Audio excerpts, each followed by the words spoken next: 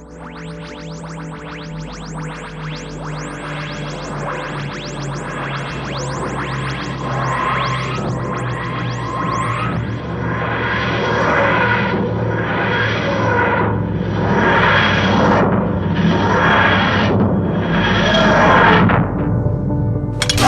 arrived!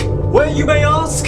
The future! Right now, outside those doors, is the future of the human race. Want to see what great innovations have come about, how much we've advanced as a species, how we've made contact with other species and other planets far away from our own. It's all right there. It's all right outside those doors, just waiting to be viewed. Spoilers! Unfortunately, knowing too much about your own future can be very dangerous. But thankfully, we do not have to look directly at the future. Okay, I'll put my hands up and admit it. Bringing you to the future only to then say you can't view any of it? Yeah, that's a bit unfair of me. But we do not have to look at the future in order to speculate on it. Thankfully, we can look at the past, and judge from there where things will go. Or look at our own present. One thing to bear in mind is that martial arts, much like anything else, is downstream from culture. Martial arts is sort of reflective of where the culture is at a given time. Take, for example, the 80s, which was a time of paranoia, the Red Scare, Vietnam, Cold War, basically, shit hits the fan. And so there was an inrush of Americana.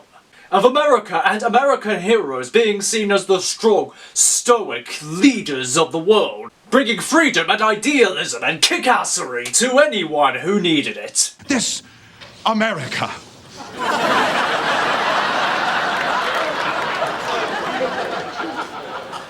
How did you do that?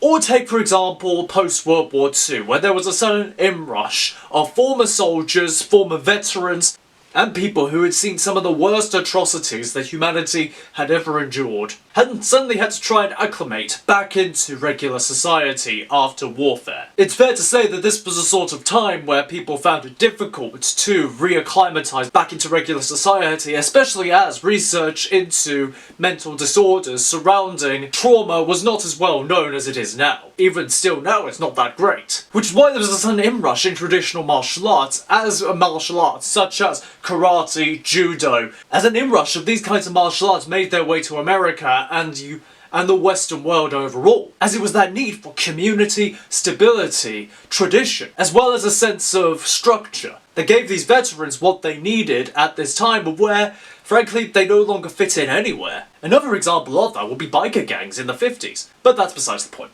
But that's all last century. What about the 21st century? What sort of events define the culture of the 21st century?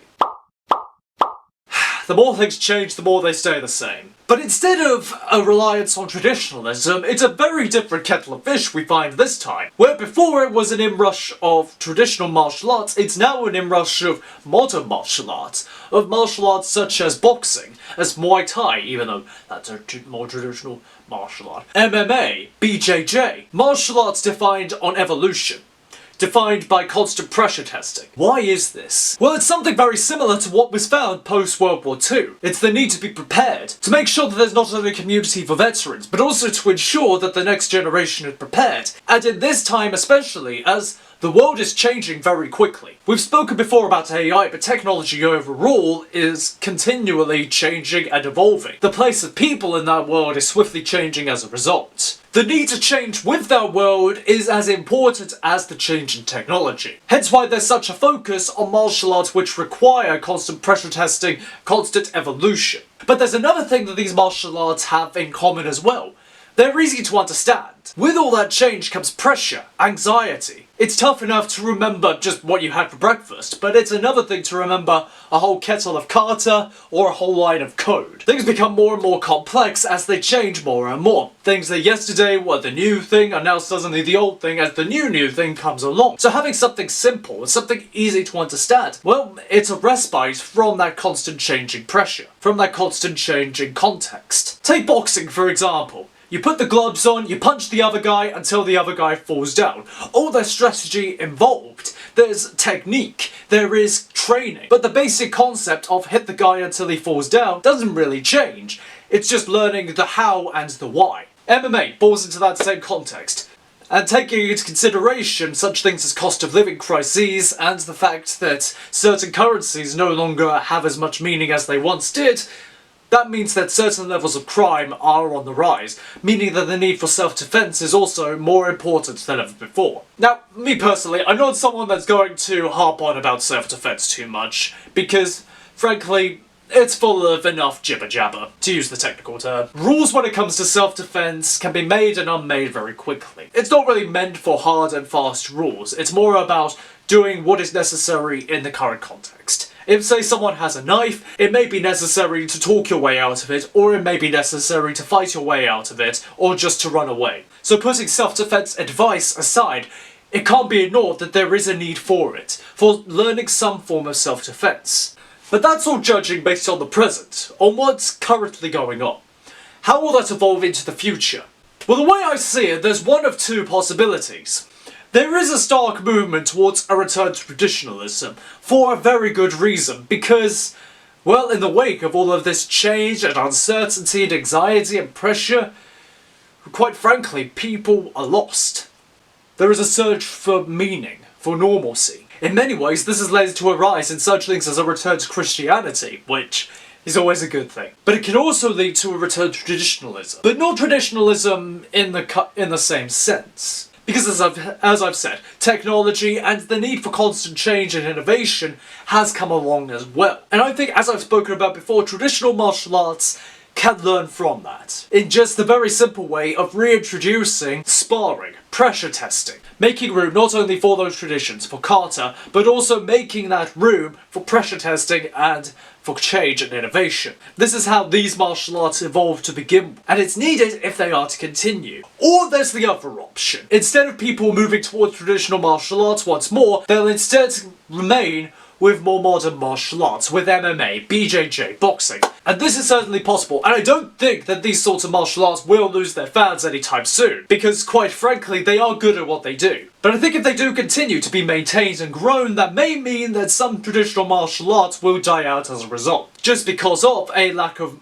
people maintaining these traditional martial arts. So as a result, sadly, they will go. But I don't think that's as likely, truth be told. Because don't get me wrong, I think that MMA and such is here to stay. But I don't think it will do anything as crazy as killing off traditional martial arts either. I don't think it could do that. There's a third option, which I think is interesting. It unfortunately has to be noted that 2024 is, well, aside from being a tumultuous election year, as always, it's also a year full of risk of warfare. I don't think I need to say where or what, because I think you know already. And unfortunately, even with technology being where it is, the need for mankind on the battlefield is still necessary. Whether it's right or wrong, that's another matter, but it is necessary. And with that, sure, you need to know how to use such things as guns, but you also need to know how to fight. So some martial arts will be needed. But what will happen next is interesting. As has happened before with other martial arts or with certain strains of fighting styles, post-warfare, those warriors will have nowhere to go. Once again, just like at the end of World War II, there will be veterans who will need stability, who will need to acclimatise back into the regular life. They'll want their own spaces. Their own spaces in order to maintain these skills and to teach them to the next generation, as has happened before. So just like other martial arts and other fighting styles, something interesting could happen. These styles, which once were fluid, constant, evolving, changing, just like the battlefield, could calcify, could fossilise, could turn into traditional martial arts, as happened with Jiu-Jitsu and the sword arts in Japan, as happened with the samurai, and as happened with the boom in traditional martial arts in America after World War II. The same could happen to Krav Maga, to BJJ, to maybe even to MMA.